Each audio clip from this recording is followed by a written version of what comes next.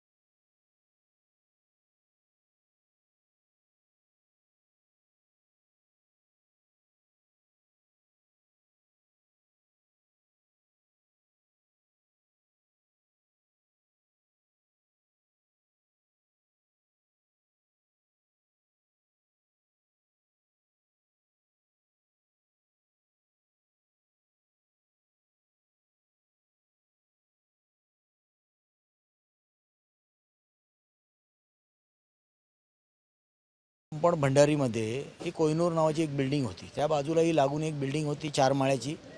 ही धोकादायक घोषित होती, सी कॅटेगरीमध्ये घोषित होती। त्यांना तिथे खाली पण करण्यात आलेले, पण काहीतरी ते रात्री ते लोक काहीतरी कामं करत होते, मजदूर, ती बिल्डिंग रिपेअरिंग करायचं आणि खालच्या लेवलला।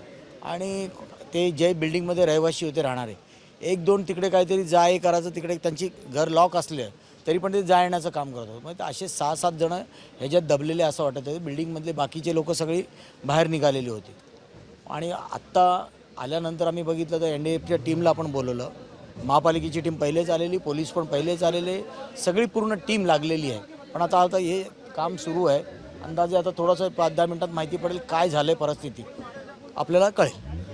पण ती परिस्थिती बिल्डिंगची मी बघितली तर ती असं वाटत नाही 20 वर्षाची बिल्डिंग आहे, असं वाटतं 30-40, कारण का मी आतमधले गंजलेले फोटो बघितले, पूर्ण गेलेली होती। आणि ती म्हणून महापालिकेने त्याला हे सी कॅटेगरीमध्ये दाखल केलेली, म्हणजे अति धोकादायक म्हणून।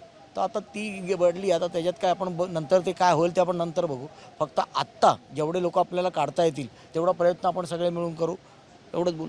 आत्ता जी इथे जी घटना घडली, जे 5-6 लोक, जसा जे आमदार साहेबांनी सांगितलं का 5-7 लोक इथे आतमध्ये आहेत, त्यांना आपण काढण्याचा प्रयत्न करूया।